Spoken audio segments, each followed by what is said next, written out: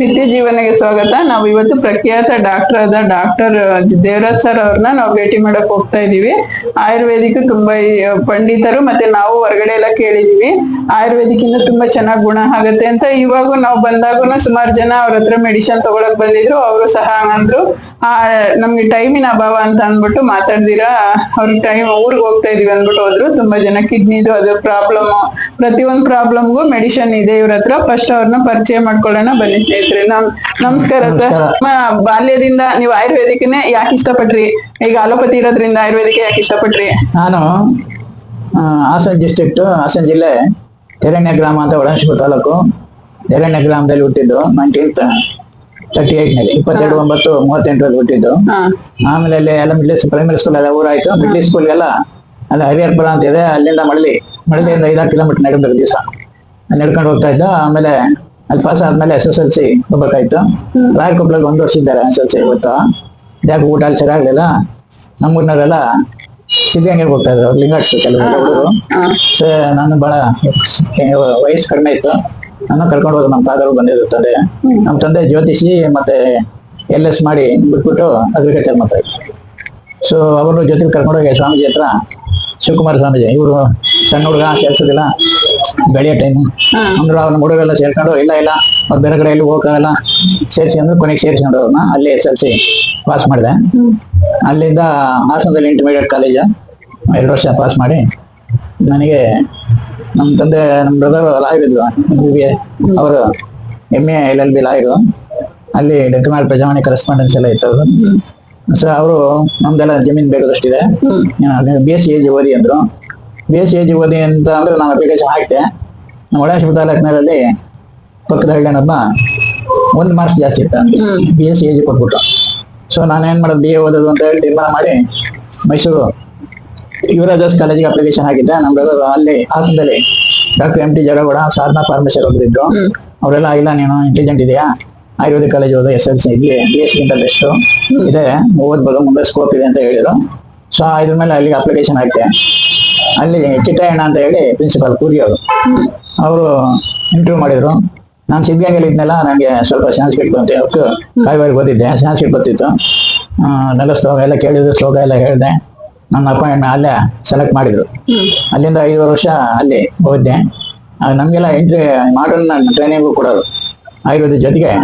ನಮಗೆ ಮರ್ಕರ ಹಾಸ್ಪಿಟ್ಲಿಗೆ ಪೋಸ್ಟಿಂಗ್ಸ್ ಇತ್ತು 1 ಇಯರ್. ಡಿಸ್ಟ್ರಿಕ್ಟ್ ಹಾಸ್ಪಿಟ್ಲ್ ಇತ್ತು, ಅದು ಬಿಗ್ಗೆಸ್ಟ್ ಡಿಸ್ಟ್ರಿಕ್ಟ್ ಹಾಸ್ಪಿಟ್ಲ್ ಆಗ ಒಂದು whole state. So 1000 bedded hospital ಇತ್ತು. ಸೊ ಅಲ್ಲಿ ಪಾಸ್ ಮಾಡಿಬಿಟ್ಟು ಆದಮೇಲೆ ನನಗೆ ಆಲೂರು ತಾಲೂಕಿನಲ್ಲಿ ತಾಲೂಕು ಬೋರ್ಡು ಮೇಲೆ ಒಂದು ಅಪ್ಲಿಕೇಶನ್ ಕರೆದಿದ್ರು, ನ್ಯೂ ಟೈಪ್ ಡಿಸ್ಪೆನ್ಸರಿ ಅಂತ. ಅದು ಚಿಕ್ಕೇಗೌಡರು ಅಂತ ಹೇಳಿ ಆ ಊರಿನಲ್ಲಿ ತಾಲೂಕು ಬೋರ್ಡ್ ಪ್ರೆಸಿಡೆಂಟ್ ಆಗಿದ್ರು. ಸೊ ಆ ಊರಿನಲ್ಲಿ ಹೋಗಿ ಒಂದು ವರ್ಷ ಇದ್ದೆ. ಆಗ ನಮ್ಮ ಹಾಸನದಲ್ಲಿ ಬಹಳ ಹೆಸರುವಾಸಿಯಾದ ಒಬ್ಬ ಲೀಡರ್ ಇದ್ರು, LT ಕಾರ್ಲೆ ಅಂತ. ಅವ್ರನ್ನ ಕರ್ಕೊಂಡೋಗಿ ಮಿನಿಸ್ಟರ್ ಹತ್ರ, ಈಗ ಹಾಸನ ಜಿಲ್ಲೆ ಡಿಸ್ಟ್ರಿಕ್ಟ್ ಹಾಸ್ಪಿಟಲಲ್ಲಿ ಶ್ರೀರಂಗಮ್ಮ ಅಂತ ಇದ್ದಾರೆ ಒಬ್ಬರೇ, ಅದರಲ್ಲಿ 1000 ಜನ ಪೇಷಂಟ್ ಬರ್ತಾರೆ, ಹೆಂಗ್ ಮಾಡ್ತಾರೆ ನೀವು, ಯಾಕೆ ಇವ್ರನ್ನ ಟ್ರೈನಿಂಗ್ ಆಗಿದೆ ಅಂತೀರಿ, ಯಾಕೆ ಅಪಾಯಿಂಟ್ ಮಾಡ್ಕೊಬಾರ್ದು ಅಂದ್ರು. ಇಲ್ಲ ಅದೇನೋ ಫೈನಾನ್ಸ್ ಒಪ್ಪಕ್ಕಿಲ್ಲ ಹಾಗೆ ಹೇಗೆ ಅಂದ್ರು. ಸೊ ನಿಮ್ಗೆ ನಾನೇನಾರ ಚೀಫ್ ಇದು ಹೆಲ್ತ್ ಮಿನಿಸ್ಟರ್ ಆದ್ರೆ ನನಗೆ 24 hours ಯಾಕೆ 1 hour ತರಿಸ್ತೀನಿ ಅಂದ್ರು. ಅದೆಲ್ಲ ಕಷ್ಟ ಕೆಲಸ, ಈ ಗೌರ್ಮೆಂಟ್ ಬಂದಾಗ ಗೊತ್ತಾಗುತ್ತೆ ಅಂದ್ರು. ಇವರು ಅವ್ರು ಹೇಳಿದ್ರು ನಾಗಪ್ಪ ಅವ್ರಿಗೆ, ನೀವೇನಾದ್ರು ಅಪಾಯಿಂಟ್ಮೆಂಟ್ನ ವಿತಿನ್ 1 month ನೊಳಗೆ ಮಾಡದೆ ಹೋದ್ರೆ ಸ್ಟೇಟ್ ವೈಡ್ ಎಜುಕೇಶನ್, ಕಾರ್ಲೆ ಆಗ MPCC ವೈಸ್ ಪ್ರೆಸಿಡೆಂಟ್ ಆಗಿದ್ರು ಸ್ಟೇಟ್. ಸೊ ಆಮೇಲೆ ನೀವೇನಾದ್ರು 1 ತಿಂಗಳೊಳಗೆ ಮಾಡಿದವರು ನಾನು ಎಜುಕೇಶನ್ ಹೆಡ್ ಆಗಿ ಸ್ಟೇಟ್ನಾಗ ಗಲಾಟೆ ಮಾಡಿಸ್ತೀನಿ ಅಂತ. ಇವರು 1 ತಿಂಗಳು ಆಗಿರಲಿಲ್ಲ, ನಮಗೆ ಇನ್ನೂ 1 ವಾರ ಇದೆ ನನಗೆ ನಮ್ಮೂರ ಹತ್ರ ಒಂದು ಪಿಂಚೆ ಅಂತಿದೆ, ದೊಡ್ಡ ಪಿಂಚೆ, ಅಲ್ಲಿಗೆ ಅಪಾಯಿಂಟ್ಮೆಂಟ್ ಆರ್ಡರ್ ಬಂದ್ಬಿಡ್ತು. ಸೊ ಅಪಾಯಿಂಟ್ಮೆಂಟ್ ಆರ್ಡರ್ ಆದ್ರೆ ಅಲ್ಲಿ ನಮ್ಮೂರ ಪಕ್ಕದಲ್ಲಿ ಯಾವುದು ಲಿಂಗಾಟ್ಸ್ ಗೌರ್ಮೆಂಟ್ ಸರ್, ಅದು government health department.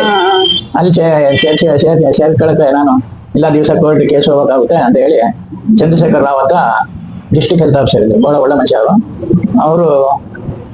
ನೀವೇನಪ್ಪ first appointment ಏನ್ ಮಾಡ್ತೀವಿ ಅಂದ್ರು. ಇಲ್ಲ ಸರ್ ಪರ್ಮಿಷನ್ ಕೊಡಿ ನೋಡ್ತೀನಿ ಅಂದ್ರೆ, ನಮ್ಮ ಲಾಯರು ಏನೋ ನೀನು ಹೋಗಿ ನೋಡ್ಕೊ ಬರಪ್ಪ ನಂಗೆಲ್ಲ ಆಗಲ್ಲ ಅಂದ್ರು.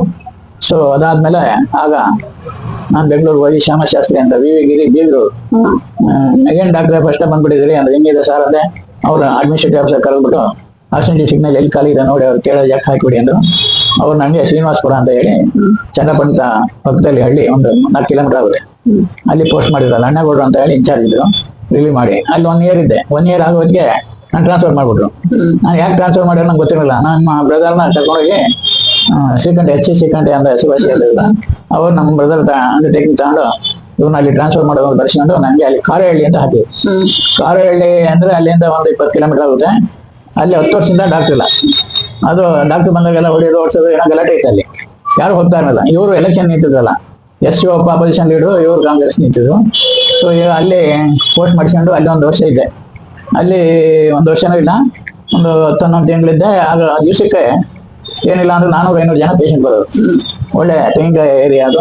ಅಲ್ಲಿ ದುಡ್ಡ ಕಡೆಯಿಂದ ಬರೋರು. ದುಡ್ಡಾಗೂ ಅಲ್ಲಿ 30-45 kilometer ಅಲ್ಲೆಲ್ಲ ಬರೋರು. ಅದೆಲ್ಲ ನೋಡ್ಬಿಟ್ಟು ಪಕ್ಕದಲ್ಲೊಬ್ಬ MBBS ಡಾಕ್ಟರ್ ಇದ್ರು. ಅವ್ರೆಲ್ಲರಿಗೂ ಹೇಳ್ಬಿಟ್ಟು ಇಲ್ಲಿ ಒಳ್ಳೆ ಕಲೆಕ್ಷನ್ ಆಗುತ್ತೆ, ಇಷ್ಟೊಂದು ಜನ ಬರ್ತಾರೆ ಡಾಕ್ಟರ್, ನಾನು ದುಡ್ಡೇ ಕೇಳ್ತಾರಲ್ಲ ಬಿಡಿ. ಸೊ ಅವ್ರು ಒಟ್ಟವ್ರು ಇಷ್ಟೊಂದು ಜನ ಪಕ್ಕದಲ್ಲಿ ಡಾಕ್ಟರ್ ಒಬ್ರು ಇದ್ರು ನಮ್ಮ ಆಯುರ್ವೇದಕ್ಕೆ. ಅವ್ರು ಬಂದು ಪೇಷಂಟ್ ಎಲ್ಲರೂ ಬಂದು ಕೂತ್ಕೊಳ್ಳೋರು, ನಮ್ಮ ಕ್ಲಿನಿಕ್ ಕೂತ್ಕೊಳ್ಳೋರು, ಪೇಷಂಟ್ ಹೋಗ್ತಾರೆ. ಸೊ ಆಮೇಲೆ ಏನಾಯ್ತು, ನಾನು ಟ್ರಾನ್ಸ್ಫರ್ ಮಾಡ್ಬೇಕು ಅಂತ ಹೇಳಿ ಟ್ರಾನ್ಸ್ಫರ್ ಆಗ್ಬಿಡ್ತು. ಟ್ರಾನ್ಸ್ಫರ್ ಎಲ್ಲಿಗೆ ಅಂತಿಲ್ಲ, ಟ್ರಾನ್ಸ್ಫರ್ ಆಯ್ತು.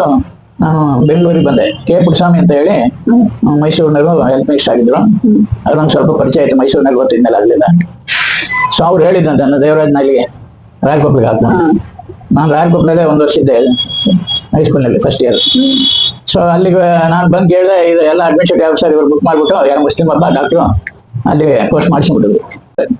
ರಾಯಕೊಪ್ಪಲಿಗೆ ಹೋಗಿ ಒಂದು ಸ್ವಲ್ಪ ದಿವಸ ಇದ್ದೆ. ಆಮೇಲೆ ಮೈಸೂರಿಗೆ ಹೋದೆ. ಮೈಸೂರಿನಲ್ಲಿ ನಮ್ಮ ಪ್ರೊಫೆಸರ್ಸ್ಗಳು ಆಮೇಲೆ ನಮ್ಮ ಪ್ರಿನ್ಸಿಪಾಲ್ ಅವರೆಲ್ಲ, ನೀನು ಆಯುರ್ವೇದ ಫಸ್ಟ್ ಇಯರ್ನಲ್ಲಿ ಓದ್ಬೇಕಾದ್ರೆ ಕಾಲೇಜ್ನಾಗ ಪಾಸ್ ಮಾಡಿದ ಮುಂಚೆಗನೆ ಎಕ್ಸಾಮ್ ಇದ್ದ ಮುಂಚೆ 3 ತಿಂಗಳು ನೀನೇ ಎಲ್ಲ ಪಾಠ ಮಾಡ್ತಿದ್ದೆ ಹುಡುಗರೆಲ್ಲ, ನೀನು ಆಯುರ್ವೇದ ಒಳ್ಳೆ ನಾಲೆಡ್ಜ್ ಇದೆ, ನೀನು ಹೋಗ್ಬಿಟ್ಟು MD ಮಾಡ್ಕೆ ಬಂದ್ರು. ನಾನು ಆಮೇಲೆ ಬೆನಾರಸ್ ಹೋಗಿ ನೀನು ಬರ್ಕೊಳ್ಬೇಕು undertaking, I will go at my own cost, Ayurveda is no useful to modern medicine ಅಂತ ಹೇಳಿ ಬರ್ಕೊಟ್ಟು ಅಂದ. ಅವ್ರು ಹೇಳಿದ ನೋಟಿಸ್ ಕೊಡ್ತೀವಿ ನಿಮ್ಗೆ, you can go at your own cost ಅಂದ್ರು. ನಾನು ಸ್ವಂತ ದುಡ್ಡಿನಲ್ಲಿ ಹೋಗಿ ಬೆನಾರಸ್ ಹಿಂದೂ ಯೂನಿವರ್ಸಿಟಿಯಲ್ಲಿ, ಬೆನಾರಸ್ ಹಿಂದೂ ಯೂನಿವರ್ಸಿಟಿ ಹೇಗೆ ಅಂದ್ರೆ ಸ್ಟೇಟ್ ಒಂದೊಂದು ಸೀಟ್ ಕೊಡ್ತಾರೆ. ಅಲ್ಲಿ ಮಾಡರ್ನ್ ಮೆಡಿಸಿನ್ ಸಬ್ಜೆಕ್ಟ್ ಇರ್ತದೆ, ಆಯುರ್ವೇದ ಇರ್ತದೆ, MD ಆಯುರ್ವೇದ ಅಂತ ಕೊಡ್ತಾರೆ. ಅಲ್ಲಿ ಮಾಡರ್ನ್ ಮೆಡಿಸಿನ್ ಪ್ರೊಫೆಸರ್ ಬಂದು ಕ್ಲಾಸ್ ಮಾಡ್ತಾರೆ, ಮಾಡರ್ನ್ ಮೆಡಿಸಿನ್ ಪ್ರೊಫೆಸರ್ ಬಂದು ಎಕ್ಸಾಮ್ ಇರ್ತಾರೆ. ಸೊ ಅಲ್ಲಿ ಫಸ್ಟ್ ಇಯರ್ ನಲ್ಲಿ 50 ಜನ ಸೇರಿದ್ರಲ್ಲಿ 10 ಜನ ಪಾಸ್ ಆಗಿದ್ ನಾವು. ಯಾವಾಗ ನೀವು ಹೊರಗಡೆ ಕೋರ್ಸ್ ನ ಕಂಪ್ಲೀಟ್ ಮಾಡಿದೀರಾ? ಅಲ್ಲೇ ಕಂಪ್ಲೀಟ್ ಮಾಡಿದೆ. ಅಲ್ಲಿ ಕಂಪ್ಲೀಟ್ ಮಾಡಿ ಕಾಯ ಚಿಕಿತ್ಸಾ ಅಂತ ಹೇಳಿ ಒಂದು ಡಿಪಾರ್ಟ್ಮೆಂಟ್ ಇದೆ, ಮೆಡಿಸಿನ್ ಡಿಪಾರ್ಟ್ಮೆಂಟ್. ಅದ ನಮ್ಮಲ್ಲಿ ಆಯುರ್ವೇದದಲ್ಲಿ ಕಾಯ ಬಾಲ ಗೃಹದಂಗ ಶಲ್ಯದಂಶ ಜ್ವರ ರಸಾನ ಅಂತ ಹೇಳಿ ಅಷ್ಟಾಂಗ ಆಯುರ್ವೇದ ಅಂತ. ಇವಾಗ ನಿಮ್ದೇ ಏನಾದ್ರೂ ಒಂದ್ ತಲೆನೋವು ಶೀತ ಬಾಧೆಗೆ ನಿಮ್ದೇ ಮೆಡಿಸಿನ್ ತಗೊಳ್ತೀರಾ ಸರ್? ಇಷ್ಟು ಏಜ್ ನಲ್ಲಿ ನಿಮ್ಮ ಎನರ್ಜಿಗೆ ಕೊಟ್ಟು ನಮ್ಮ ಜನಕ್ಕೆ ಮೆಜಾರಿಟಿ ಎಲ್ಲ ಆಯುರ್ವೇದ ಟ್ರೀಟ್ಮೆಂಟ್ ತಗೊಳ್ಳೋದು. ಅದು ನಂದು ಹಾರ್ಟ್ ಒಂದ್ಸರಿ ಬ್ಲಾಕ್ ಆಗಿತ್ತು ಅಂತ ಹೇಳಿ ಸ್ಟಂಟ್ ಹಾಕಿದೀನಿ. ಅದಕ್ಕೆ ವಾಸ ಡೈಲಾಟರ್ ಮಾತ್ರ ಒಂದ್ ಮಾಡ್ರನ್ ತಗತ್ತೆ ಅಷ್ಟೇ, ಉಳಿದೆಲ್ಲ ಆಯುರ್ವೇದಿಕ್ ಔಷಧಿನೇ ತಗೊಳ್ಳೋದು. ಸರ್ ಇವಾಗ ಕ್ಯಾನ್ಸರ್ ತುಂಬಾ ನಮ್ಮ ದೇಶದಲ್ಲಿ ಪ್ರಬಲಿತವಾಗಿದೆ. ಅದಕ್ಕೆ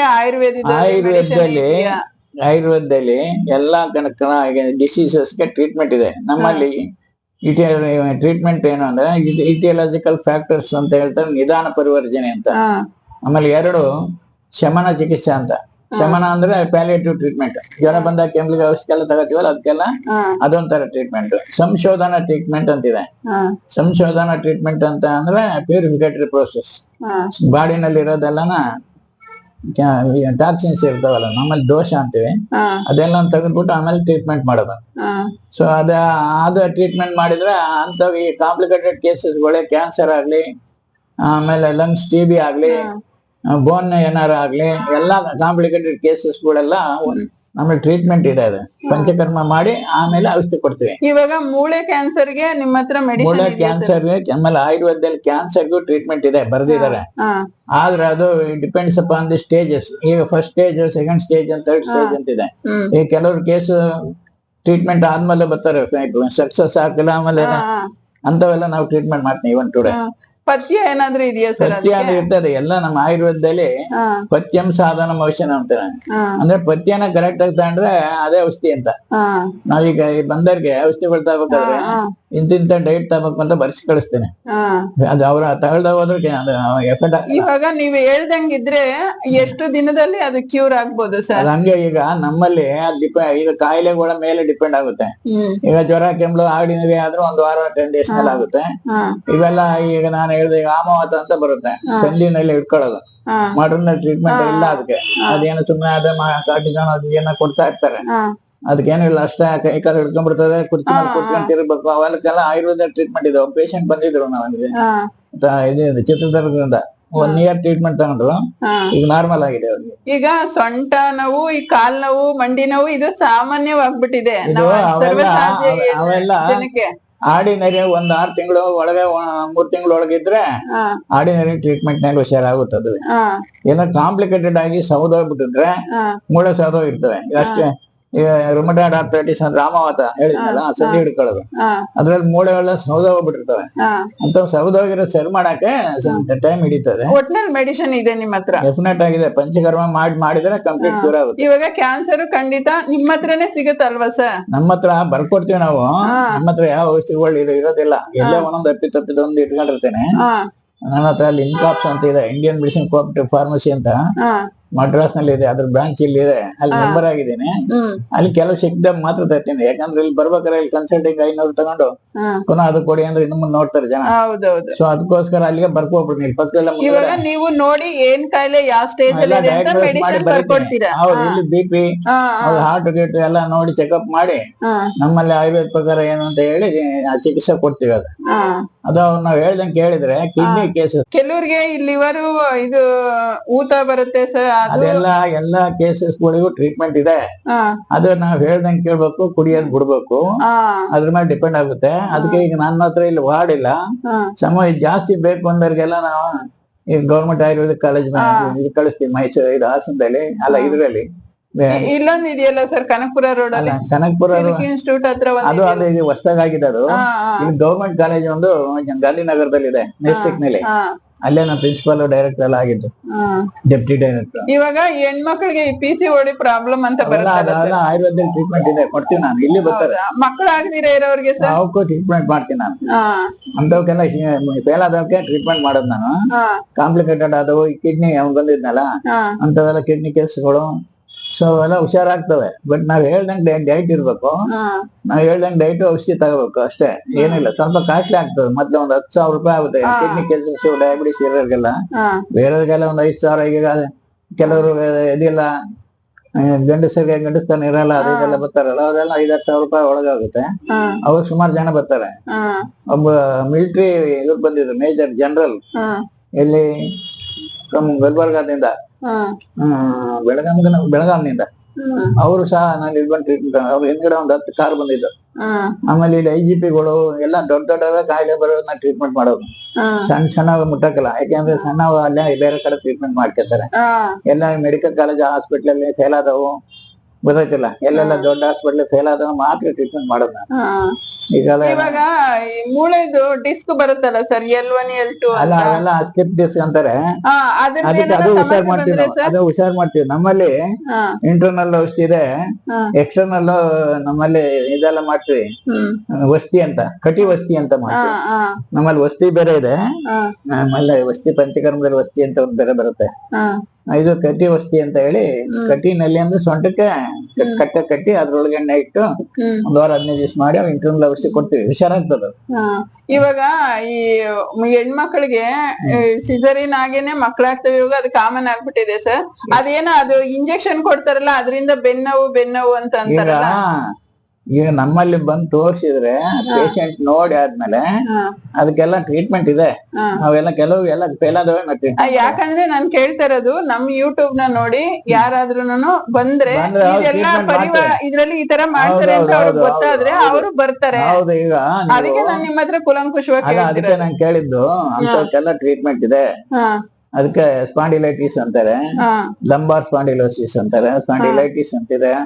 ಸೊ ಟೈಪ್ಸ್ ಟೈಪ್ ಇದೆ. ಅದಕ್ಕೆಲ್ಲ ಬೋನ್ಸ್ ಯಾವ್ದೋಗ್ಬಿಟ್ಟಿರ್ತವೆ. ಅಲ್ಲ ಸರ್, ಇವಾಗ ಚಿಕ್ಕ ಹೆಣ್ಮಕ್ಳು ಒಂದ್ 20-25 ವರ್ಷದಲ್ಲೇನೆ ಈ ಸಿಸರಿನ್ ಆದವ್ರಿಗೆ ಬ್ಯಾಕ್ ಪೈನ್ ಕಾಮನ್ ಅಂತಾರೆ. ಅವೆಲ್ಲ ಕಾಮನ್ ಅಲ್ಲ, ಅವು ನರ್ವ್ಸ್ ಕಟ್ ಮಾಡಿರ್ತಾರೆ ಸಿಸರಿನ್ ಅಲ್ಲಿ. ನರ್ವ್ಸ್ ಕಟ್ ಆದಾಗ ಡಿಜನರೇಷನ್ ಅಂತ ಆಗುತ್ತೆ. ಡಿಜನರೇಷನ್ ಅಂದ್ರೆ ಇದು ಏಟಾಗಿರ್ತದಲ್ಲ, ಅದು ಅವ್ರ ಅಲೋಪತಿಯಿಂದ ಎಷ್ಟೆಷ್ಟು ಮಾತ್ರ ಕೊಟ್ಟರು ಸರಿಯಾಗಲ್ಲ. ಅದು ಆಯುರ್ವೇದ ಟ್ರೀಟ್ಮೆಂಟ್ ನಲ್ಲಿ ಸರಿಯಾಗುತ್ತೆ. ಹುಷಾರ್ ಮಾಡ್ಬೋದು.